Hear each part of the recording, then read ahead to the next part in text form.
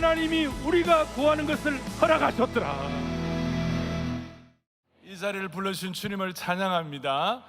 제가 이번에 21st 21차 새벽 특세가 되었는데 마음에 막 뭘 간절함을 주시는가 하면 1차 특세 때의 신선함과 밀도와 집중력과 영적인 기백과 그 다음에 기름 부음을 허락하여 주시옵소서. 오늘 그 마음을 가지고 여러분 다시 여기 많은 분들 다시 젊어지시길 바래요. 마음이 젊어지시길 바래요.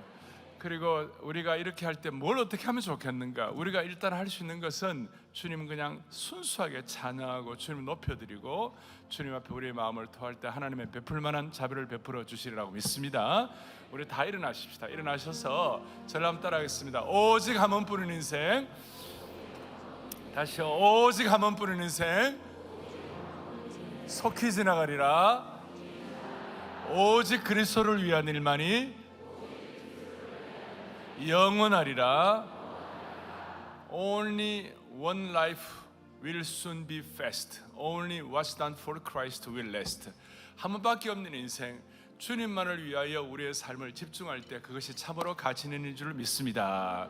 그런 마음으로 반포대로 121번지의 하늘문을 열어 주시옵시고, 우리가 감당할 수 없는, 오늘 우리는 감당할 수 없는 정말 디엘 모디는 너무 큰 은혜를 받아가지고 주님 노무얼 이제는 그만해도 됩니다 할 정도로 부어주신 은혜가 오늘 이 아침 있기를 바랍니다.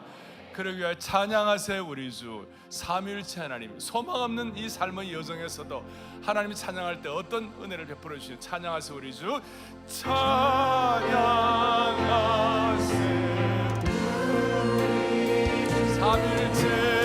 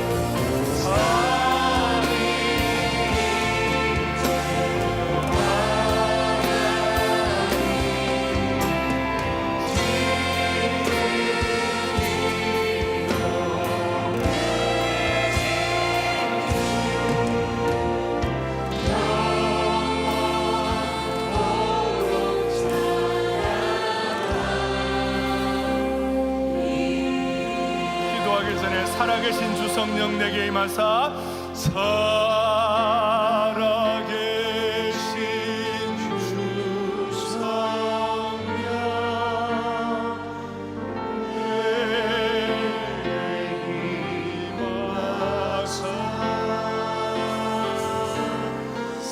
주 성령 내게 임하사 형제들 녹이고 빚고 채우고 용감하게 녹이고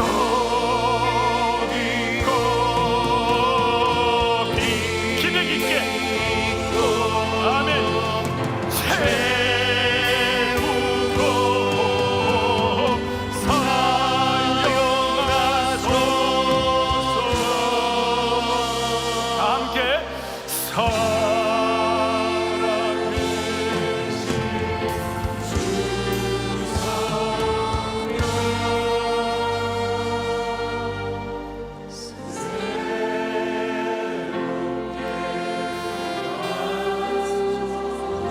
자체가 최고의 기도 제목이에요. 모든 시선을 주님께, 모든 시선을 주님께 드리고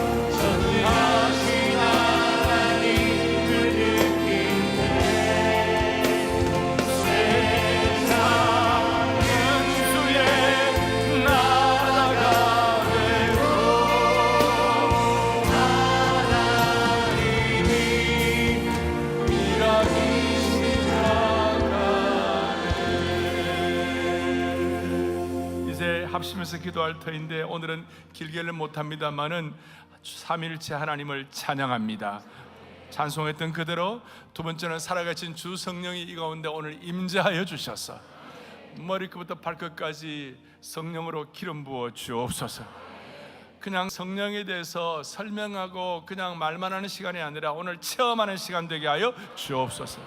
그걸 위하여 오늘 우리 사랑하는 우리 두 분 목사님 강력하게 사용하시고 오늘 김한효 목사님 사용하여 주시옵시고 에즈버리 총장님 은혜 베풀어 주시옵소서. 브라운 박사, 그리고 오늘 마지막으로 하나님 아버지, 정말 이렇게 하나님 느끼고 기도할 때 세상은 주의 나라가 될 줄로 믿습니다. 우리의 가정이 주님 변화되게 하여 주시옵시고 주님 앞에 쓰임받는 공동체가 되게 하여 주옵소서. 간절한 마음으로 주여 기도의 문을 열어달라고 두 번 크게 외치고 기도하겠습니다. 주여 기도의 문을 열어 주옵소서. 주여 기도의 문을 열어 주옵소서. 하나님 아버지, 하나님 아버지, 이렇게도 간절한 마음으로 기도하옵소서.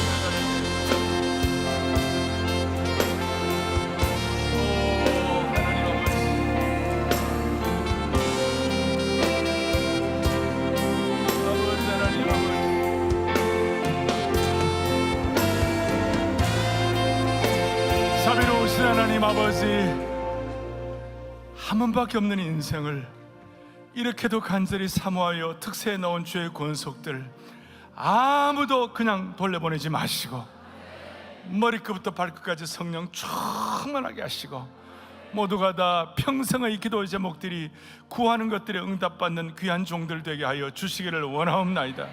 이번 특세 1차 특세 신선도, 밀도, 패기, 능력, 기름 부으심이 회복되게 하여 주시옵소서. 온 교회가 하나님 앞에 무릎을 꿇는 시간 되게 하여 주시옵시고 이 세상을 우리의 기도로 진동시키는 은혜가 있게 하여 주옵소서.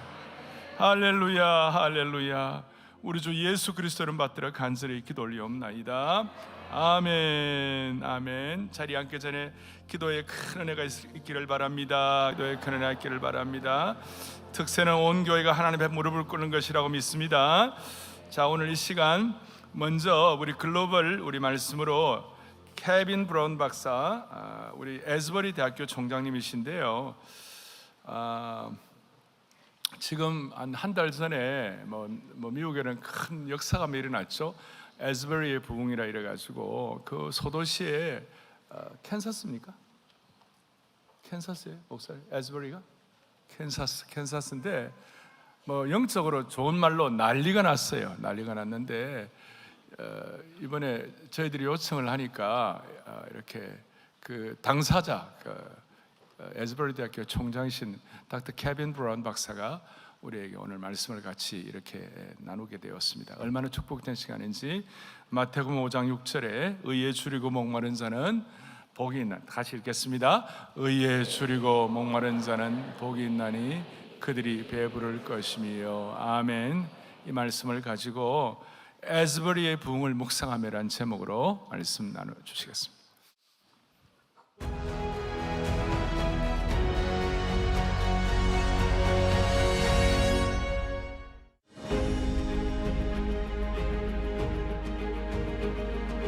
Greetings from Asbury University in Wilmore, Kentucky. My name is Kevin Brown, and I serve as the 18th president of Asbury University. It is my privilege to join with you today. It is equally my privilege to share and talk about the multi-day services, what we have called the outpouring services, that occurred on the campus of Asbury University in February of 2023. To start, I want to make a comment about the limitation of words. What I experienced in February was 16 days unlike anything I have ever observed in my life. Words will never adequately capture what was witnessed and sensed during this time. You might recall in the book of Job, after hearing pleas and arguments related to understanding suffering, God tells Job to prepare himself. God was now going to take the position of the questioner. At the end of the book, in chapter 42, Job says, "Therefore I have uttered what I did not understand, things too wonderful for me that I did not know.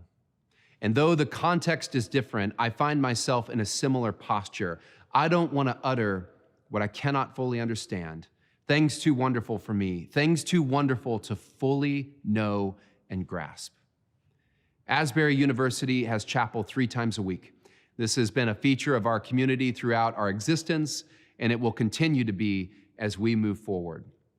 So in many ways, chapel on February 8th was as seemingly ordinary as you might imagine.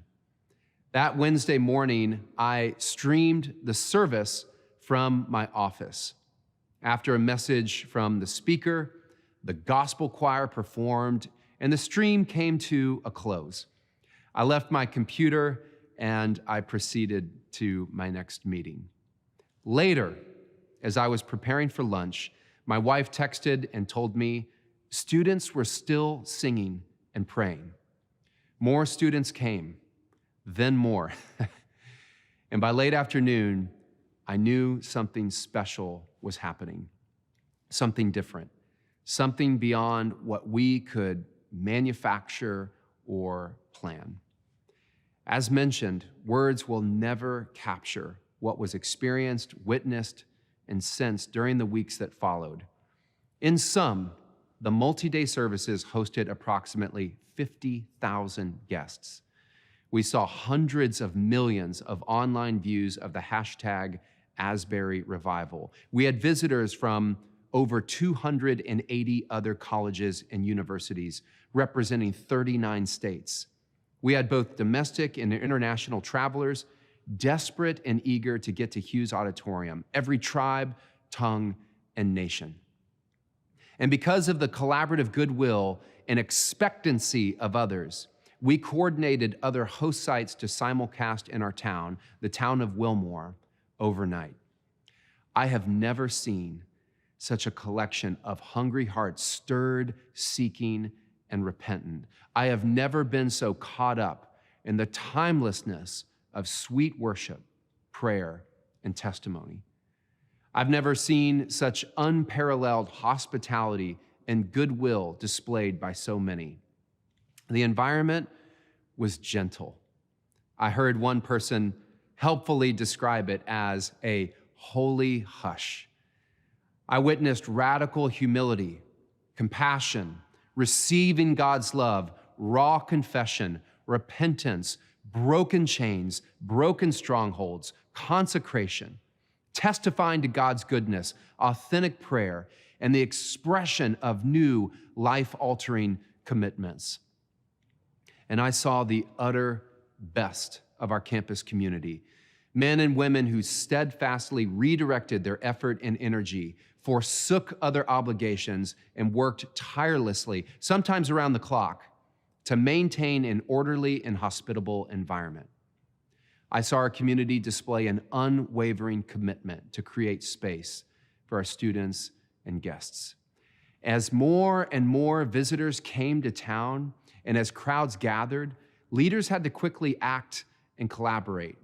There was a very strong sense of creating order, but not necessarily orchestration. In other words, great effort went into creating an environment that fostered the unfolding work of God's Spirit, which could never be manufactured or manipulated on our own. We did not create, we accommodated. There was very much an observe and respond posture, and key to all of this was trust.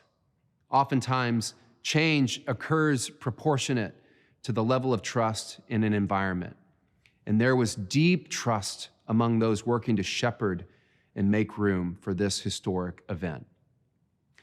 During this time, there was a great deal of news and social media commentary seeking to describe what was occurring.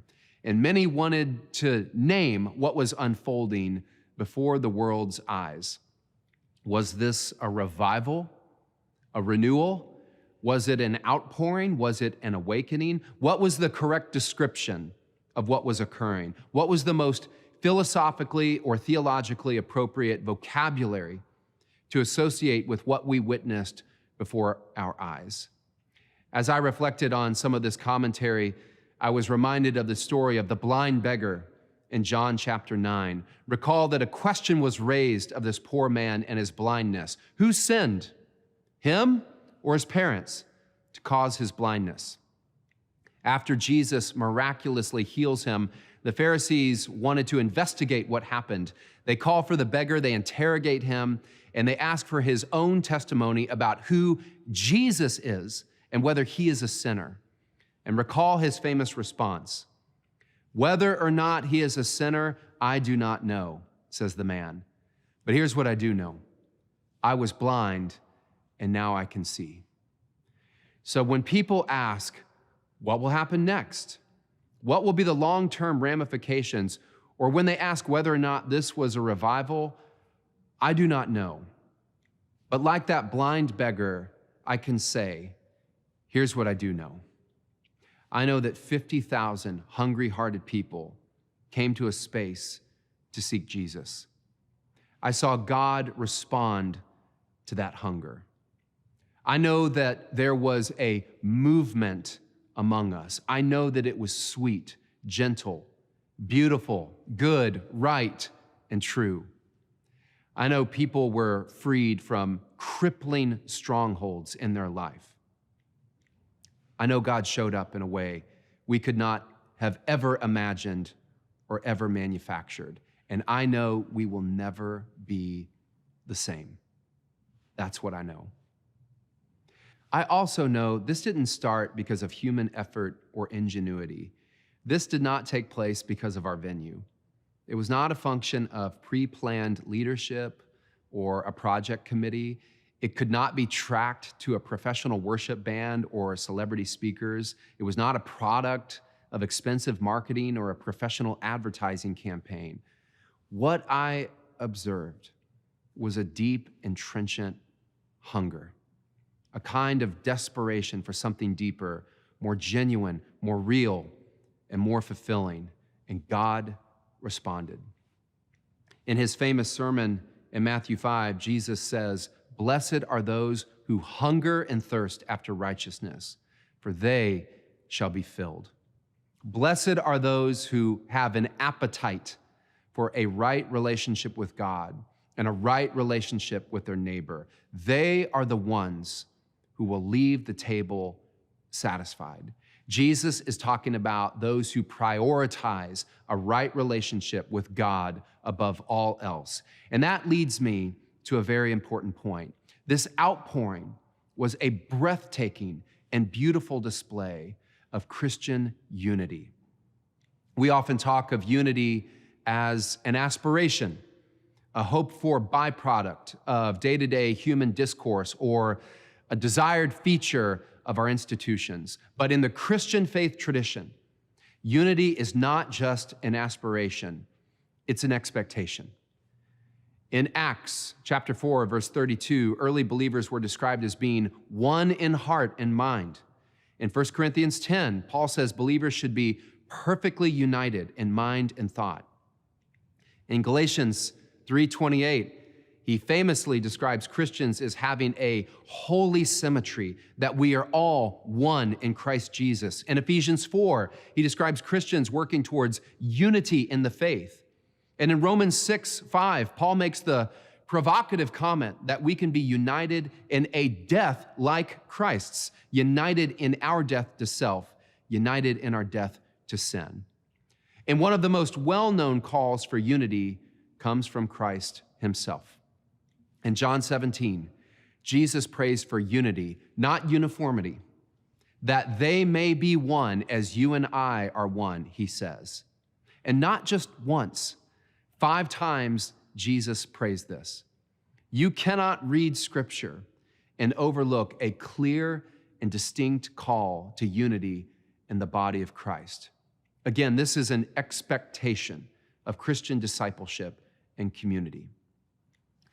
For years, I have felt a burden with respect to increasing fragmentation in Christianity, and none of us are immune to this threat. There are so many ways to talk about unity, and importantly, how we might achieve what Christ describes in John 17.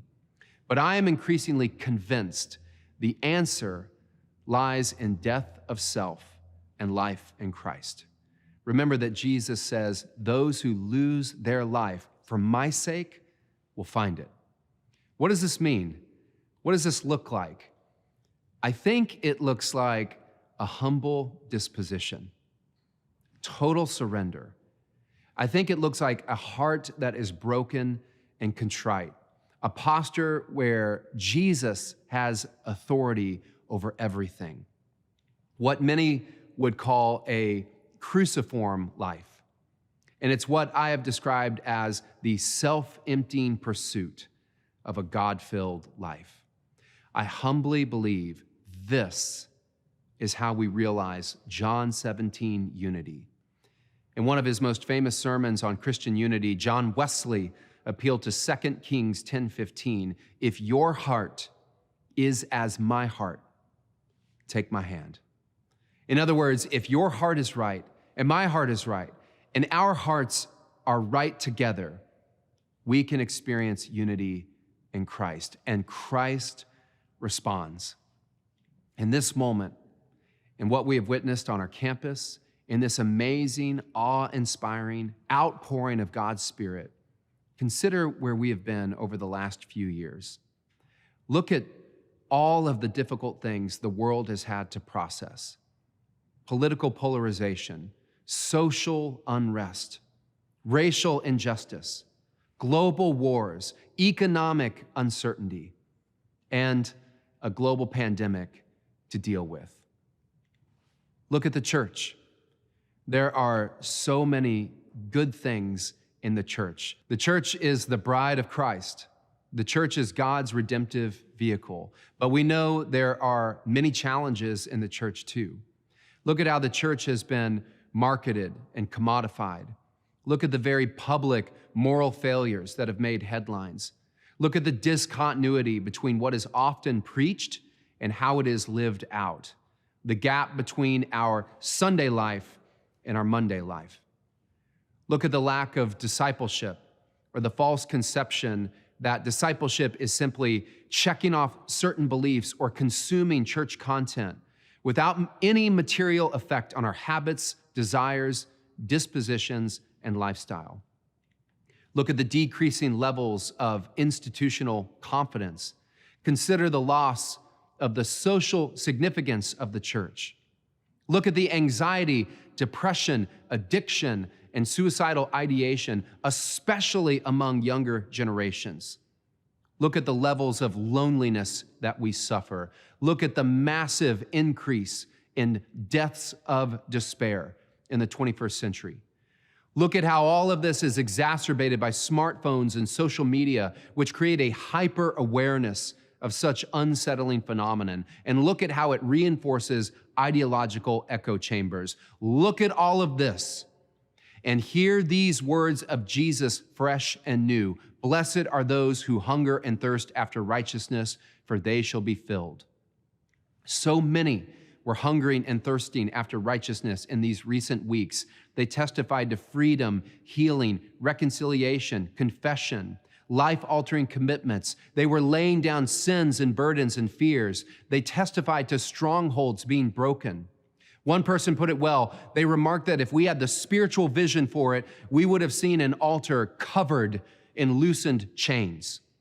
They experienced peace, and not peace like the world describes it, not the absence of conflict. They experienced the full presence of God's Spirit within them. There was a sense of new life. There was a deep desire for something real, something authentic, something that satisfies, something not dressed up or expensive or cutting edge or entertaining or cool, something real, something good, something right, and something true. And they experienced unity. John 17, unity. There is so much to say about these historic multi-day services, but this was very clear. There was a Christocentric element. This brought unity, it brought humility, it brought repentance, it brought freedom, and it brought new life. This is my testimony. This is what I witnessed. Let me end with this. I believe that the trajectory of an event like this is deeper in and further out. And this can be illustrated in the metaphor of fire. A fire is brightest when it is tallest. In this sense, we experienced an unparalleled spiritual bonfire on our campus, one we shall never forget. Again, a fire is brightest when it's tallest. Yet a fire is hottest when it is smoldering. Even though it may look like what has happened is dying down or has come to some kind of a close, my hope is that it is merely smoldering. My prayer has been for these embers to flare with a searing hot flame for years and years to come, a campus marked, a people changed, a flame advancing. And to carry the metaphor of fire, my prayer has been that other schools, churches, and ministries across the world would be torchbearers to awaken us to God's presence in our midst, to be a bright light unto the world, to share the good news to others, to offer hope where there is none, to compassionately serve and support vulnerable communities, and to be unified in the person of Christ. Lord, mark us, change us, set us apart. May we be animated by your Spirit for the fullest realization of our humanity, for the edification of neighbor and community, and for the glory of God.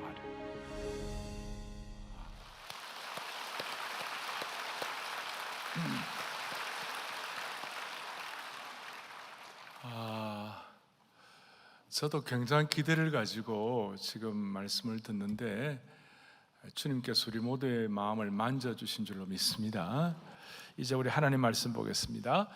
다 같이 우리 또박또박 우리 같이 우리 합독하겠습니다. 모든 기도와 간구를 하되 항상 성령 안에서 기도하고 이를 위하여 깨어 구하기를 항상 믿습니다. 여러 성도를 아멘.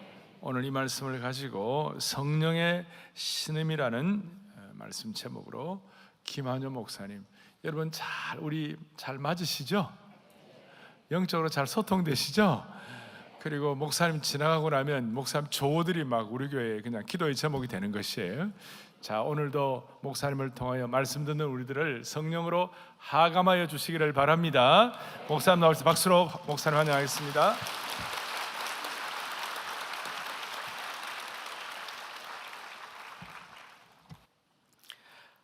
저는 미식 축구, 풋볼을 참 좋아합니다. 그래서 일주일에 한 번씩 하는 게 일단 좋고 매일 하면은 제가 따라잡을 수가 없으니까. 그리고 주일에도 경기가 있지만 월요일 날 경기가 있는 먼데이 나잇 풋볼이 있어요. 그래서 월요일 날 볼 수 있어서도 좋고, 제가 좋아하는 팀이 우승을 많이 해서 좋고, 그래서 이게 풋볼을 참 좋아하는데 몇 가지 사진을 좀 보여드릴게요. 이게 뭐 하고 있는지 한번 상상해봤으면 좋겠어요. 저게 쿼터백이 지금 저러고 있어요. 그 다음에 저기 사령탑에서 또 이렇게 헤드폰 쓰고 있는 소위 코치들이 보이고, 그 다음에 그 사령탑이 있는 곳이죠. 그리고 여기는 이제 그라운드 플로어의 헤드 코치입니다. 제가 좋아하는 뉴잉글랜드 페이트리엇 팀입니다. 뭐 하고 있는 걸까요? 아까 그 쿼터백이 이러고 있어요. 뭐 하고 있는 걸까요? 1번 머리 아파. 2번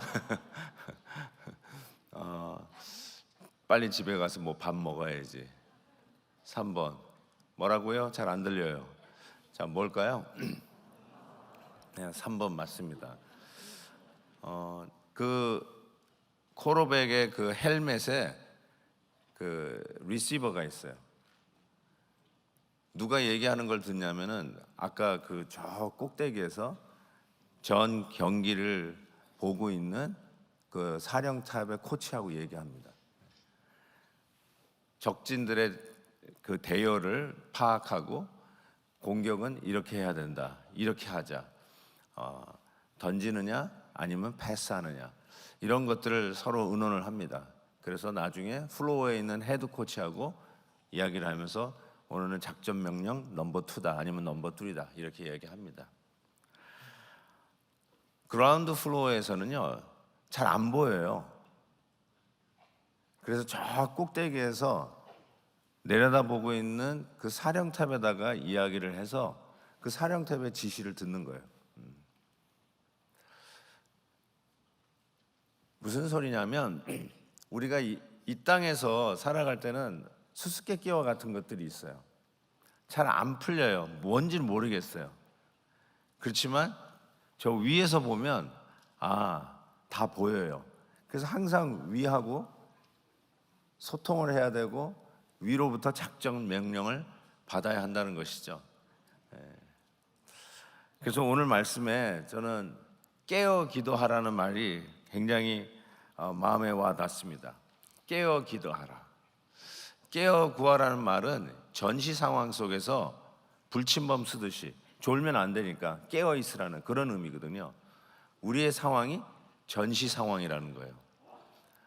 어제도 말씀드렸지만 매사 사사건건 노이로제식으로 코감기 걸렸으면 이게 코귀신이 붙었나, 뭐 머리가 아프면 뭐 두통 귀신, 이런 식으로 생각하는 거는 좀 문제가 있어도 아예 영적인 움직임이 우리 가운데 있다는 것, 배후에 하나님의 역사가 있고 반대로 어떻게 하든지 우리를 끄집어내려고 하는 악한 영의 역사가 있다는 이러한 영적인 민감도를 우리가 가져야지 그거를 무시하는 것이 실은 더 심각한 문제라는 거죠. 그런 의미에서 볼 때는 우리는 영적 전시 상황이다. 그렇기 때문에 우리는 깨어 있어야 된다. 잠을 자지 말라는 소리가 아니라 영적으로 깨어 있어야 된다. 그래서 존 파이퍼 목사님, 미니애폴리스의 베들레헴 교회의 목사님이시죠. 지금 은퇴하셨죠. 그 목사님이 이런 얘기를 했어요. 인생이 전쟁임을 믿기 전까지 기도가 무엇을 위한 것인지 알 수 없을 것이다. 기도는 전시의 사명 완수를 위한 것이다 라고 이야기를 합니다. 그래서 이런 얘기해요. 전시 상황에 wartime 워키토키다 이렇게 얘기해요. 전시 상황에 워키토키는 생명과 같은 거예요. 그런 의미에서 우리의 기도는 이 영적 전시 상황에 하나님과 소통하는 워키토키다. 만약에 이 기도를 그런 의미에서 받아들이지 않는다면 우리 존 파이퍼 목사님 이렇게 얘기하더라고요. 기도를 전시의 워키토키가 아니라 집안의 초인종 정도로 이해하는 것과 같다라고 이야기했습니다. 깨어 기도하는 것. 그런 의미에서 이 글로벌 특별 새벽 부흥회는 우리가 함께 깨자라고 격려하는 것이죠. 여기 와 보니까 너도 깨어 있구나, 나도 깼다. 그 보는 자체가 얼마나 격려가 됩니까? 실은 따로 골방에 들어가서 기도도 할 수 있는데 뭘 이렇게 야단 법석을 하면서 모이느냐? 근데 이게 깨어 함께 모여 기도하는 이 전시 상황에서는 서로가 깨어 있는 것을 보는 게 격려해요. 그래서 사도 바울은 이렇게 얘기했어요. 디모데후서 4장에 보니까 나는 선한 싸움을 싸우고 나의 달려갈 길을 마쳤다. 우리의 삶이 전쟁이라는 거예요. 선한 싸움을 싸웠다는 거예요. 평안한 것 같지만 실은 영적인 전쟁이 우리 안에 있죠. 그렇기 때문에 우리는 이 전시 상황에 워키토키를 사용하는 이와 같이 함께 깨어 기도하는 시간이 절대적으로 필요하다는 것이죠. 자, 이때 오늘 이 에베소서 6장에서는 여러 성도를 위하여 구하라라고 가르쳐 줍니다. 여러 성도를 위하여 구하라. 저는 이 여러 성도를 위하여 구하라는 의미에서 몇 가지 은혜를 받는데, 여러 성도, 그러니까 몇몇 사람만, 내가 기도하고 싶은 몇몇 사람만 위해서 기도하는 게 아니라 여러 성도를 위해서 기도하라요. 제가 작년에 가을 글로벌 특별 집회에 와서 광폭의 회개를 설교를 했는데 또 준비하다 보니까 폭 얘기를 해서 죄송한데, 기도의 폭은 인격의 폭이다. 저는 그렇게 말씀을 드리고 싶어요. 기도의 폭은 인격의 폭이다. 얼만큼 여러 성도를 위해서 구하느냐가 여러분의 인격의 폭이라고 저는 생각해요. 마틴 로이드 존스 목사님께서 기도에 대해서 이렇게 말씀을 하셨어요. 크리스찬으로서 우리의 최대 궁극적인 신분은, 이거 잘 보세요, 우리의 기도의 생활로 그 인격이 측정된다. 이것은 말씀에 대한 지식이나 이해력보다 더 중요한 것이다. 나에게 있어 성경의 지식보다 중요한 것은 딱 하나이다. 그것은 기도이다. 나의 성경에 대한 이해와 지식은 나의 기도하는 양에 절대적으로 비례하기 때문이다. 기도의 폭이 인격의 폭이에요. 그거 꼭 기도하세요. 그래서 저는 이렇게 말씀드리고 싶어요. 그 기도의 인격을 넘어서 여러분의 기도는 여러분이 누구인가를 나타내는 여러분의 정체성이다. 인격을 넘어 정체성이다. 그래서 오늘부터 여러분 정말 기도로서 여러분의 정체성을 확인하기를 바랍니다. 부모를 위한 기도를 하는 그 기도를 들어보면 이거는 아들이구나 딸이구나를 알 수 있어요. 자식을 위한 기도를 가만히 들어보면 이건 부모의 기도구나 알 수 있어요. 자기의 정체성을 기도로 드러낼 수 있기를 바랍니다. 또 한 가지 생각할 수 있는 것은 기도는 하나님과의 사귐이다 라고 말씀을 드리고 싶어요. 사귐. 로이 존스 목사님 하는 말을 한마디만 더 할게요. 이렇게 얘기해요. 제가 다시 강조하는 사실은 크리스천의 삶은 기도 드리는 시간의 양으로 궁극적으로 검증됩니다. 그러나 저의 말은 오해를 유발할 수 있습니다. 왜냐하면 기도를 의무라고 말하는 것 같기 때문입니다. 맞습니다. 기도는 의무입니다. 그러나 의무 그 이상입니다. 기도는 기쁨이며 크리스천의 삶의 가장 궁극적인 표현이어야 합니다. 기도를 길게 해야 장땡은 아니에요. 죄송합니다. 한국말이 가끔씩 이상하게 튀어나오는데 기도를 길게 해야 내가 뭐 탁월하거나 내 그 우수함을 드러내는 건 결단코 아니에요. 만약에 그런 식으로 나온다면 그건 정확하게 바리새인의 모습이겠죠. 그런데 이 로이 존스 목사님의 말이 기도의 양이 여러분의 그 인격의 폭, 그리고 실은 여러분의 됨됨이, 아이덴티티가 드러난다라고 얘기하지 않습니까? 그런데 그 기도의 양이 어쩌면 우리에게 상당히 많은 것을 가르쳐줘요. 어떤 분은 목사님 기도하다 보니까 3분 만에 끝났어. 더 할 게 없다라고 하는 말도 하긴 해요. 왜 기도를 길게 못할까? 저는 여러분이 하나님 앞에 할 말이 없다라고 얘기하면 지난 30년 동안 떨어져 계셨군요 라고 얘기할 수밖에 없어요. 하나님하고 늘 대화를 하지 않으니까 할 말이 없는 거예요. 매일 만나는 친구와 할 얘기가 더 많아요. 그거 아세요? 그냥 하루 종일 찻집에서 만나서 이야기하다가 또 집에 들어가서 또 전화하고 또 하루 종일 전화기에 붙어가지고 얘기하는 거 보면 뭐 이렇게 할 얘기가 많냐 할잖아요. 관계예요. 교제예요. 친밀성을 얘기해요. 하나님의 기도의 양이 누가 더 오래 기도하냐 뭐 시작 해가지고 길게 하는 사람이 이기는 거 이런 경기하는 게 아니라 왜 로이 존스 목사님이 기도의 양이 우리의 됨됨이를 나타낸다고 얘기했을까요? 하나님과의 친분, 교제, 가까움, 바로 그 하나님과의 관계의 밀도를 말씀해 주는 것이기 때문에 그렇다고 믿습니다.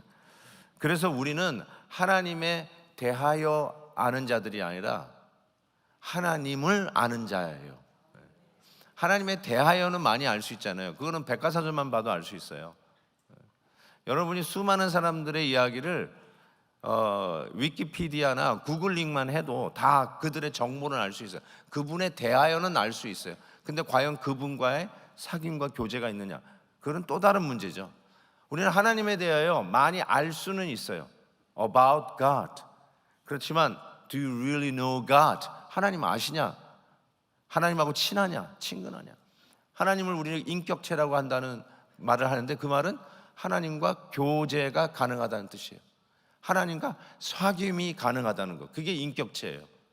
그냥 하나님은 저기 계시는 어떤 원리, 그냥 절대자, 감히 접근할 수 없는 사람, 이런 분이 아니라 우리와 교제가 가능한 거예요. 그래서 이런 말을 서로에게 물어야 돼요. 당신 하나님하고 친해요? 이게 가능한 질문이에요. 하나님하고 친하십니까? 안 친하니까 할 말이 없는 거죠. 부모님이라도 안 친해요. 그러니까 할 말이 없는 거예요. 기도를 들으면 아, 예수님하고 친하구나, 하나님하고 참 끈끈한 관계가 있구나, 금방 드러나요, 여러분의 기도 속에. 자, 이와 같이 이런 기도에 대한 이야기를 하는데, 이 이야기를 하면서 뭐라고 얘기하냐면 18절에 모든 기도와 간구를 하라 이렇게 얘기해요. All kinds of prayers and requests. 모든 기도. 모든 기도는 모든 기도의 형태를 이야기할 수 있어요. 서서 기도하든 앉아서 기도하든 손을 들고 기도하든 아니면 눈을 감고 기도하든 운전을 하면서 기도하든 통성으로 합심해서 기도하든 조용한 골방에서 침묵하면서 기도하든 앞에 나와서 대표로 기도하든 개인적으로 기도하든 가정을 위해서 기도하든 교회를 위해서 기도하든 직장에서 기도하든 모든 형태의 기도, 또 여기서는 지팡이 들고 기도하든 모든 all kinds of prayer, 그 다 하라는 거예요. 모든 기도를 하고, 그 다음에 간구, supplication. 이 간구는 특별 요청의 기도, 간절한 특별 요청의 기도라고 조금 부연 설명할 수가 있어요. 정확한 거는 빌립보서 4장 6절에 나오는 말인데, 아무것도 염려하지 말고 오직 모든 일에 기도와 모든 형태의 기도와 간구, 간절한 특별 요청의 supplication, 간구로 너희 구할 것을 감사함으로 하나님께 아뢰라라고 말씀합니다. 기도의 생명력은 간절한 요청입니다. 솔직함과 간절함이 기도의 생명력입니다. 기도는 화려한 문장에 있지 않습니다. 기도의 능력은 문장력에 있지 않습니다. 기도의 생명력은 간절함에 있습니다. 간절함에. 그리고 성령 안에서 기도하라는 말씀이 있어요. 성령 안에서.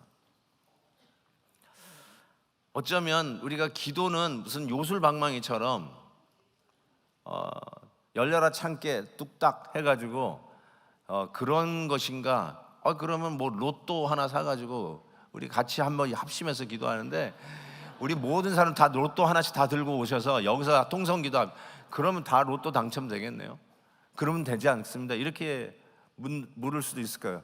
그럴까봐 성령 안에서 기도하라고 딱 하나의 어떤 범주, 캐타고리를 정해준 거죠. 18절 보세요. 모든 기도와 간구를 하되 항상 성령 안에서 기도하라. 성령 안에서 드리는 기도가 무엇일까? 저는 로마서 8장 26절, 27절을 텍스트로 여러분에게 소개하고 싶어요.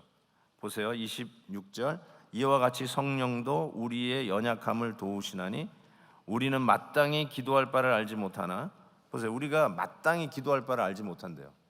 뭐 로또 가지고 와서 기도해야 되는 게 맞느냐라고 질문을 던진다면, 우리가 잘 기도할 바를 알지 못하나 오직 성령이 말할 수 없는 탄식으로 우리를 위하여 친히 간구하시느니라. 마음을 살피시는 이가 성령의 생각을 아시나니 이는 성령이 하나님의 뜻대로 성도를 위하여 간구하십니다.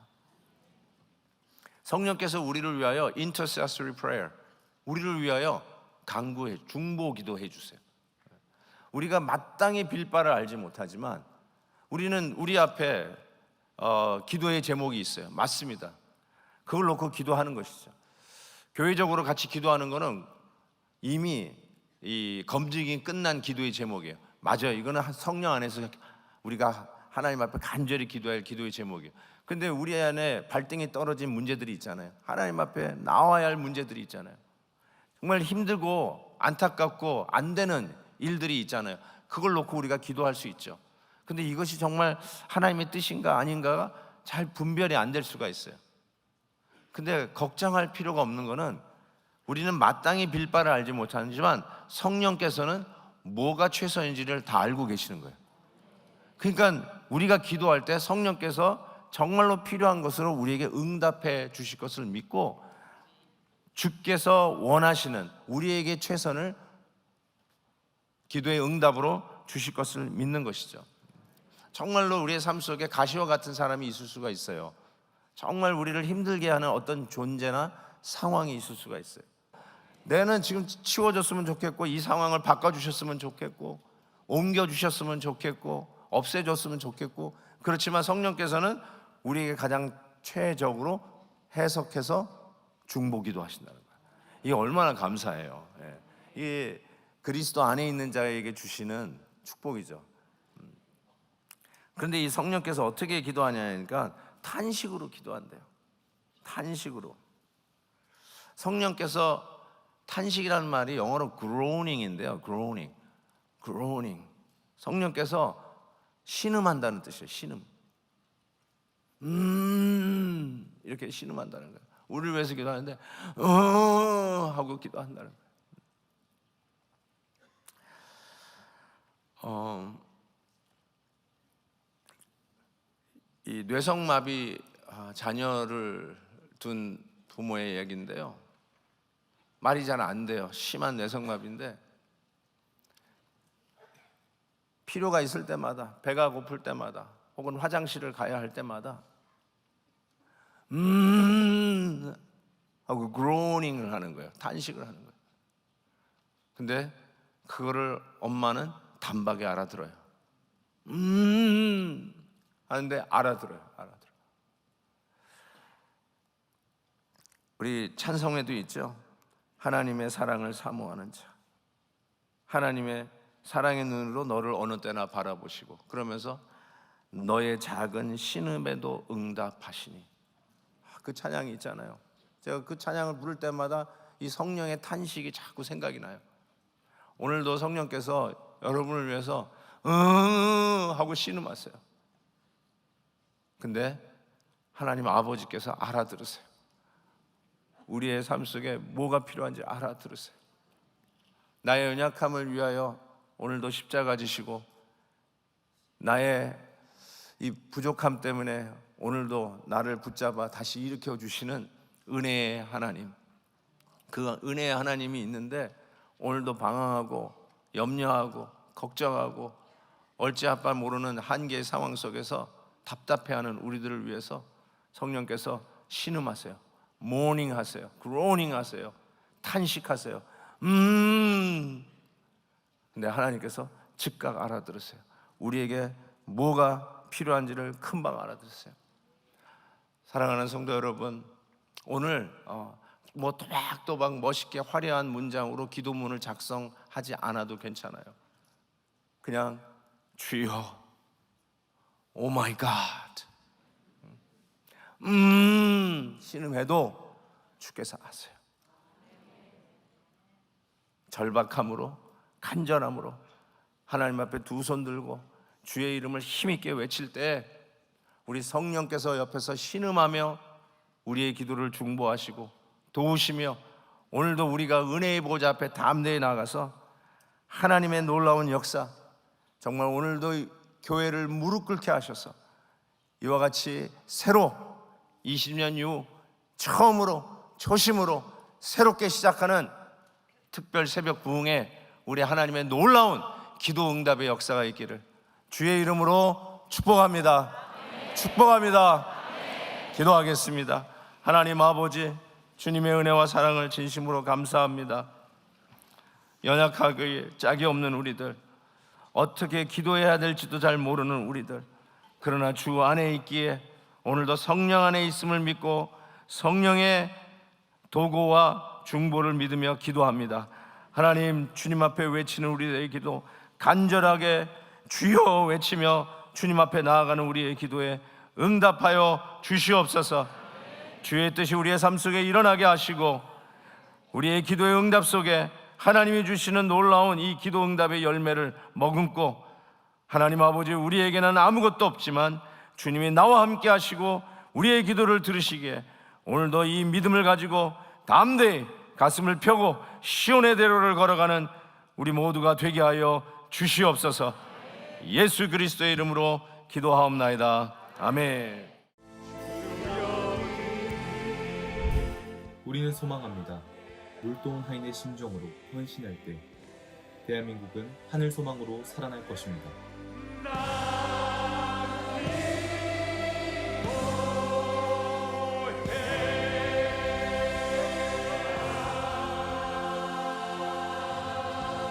우리의 기도로 이 세상을 진동시키는 은혜가 있게 하여 주옵소서.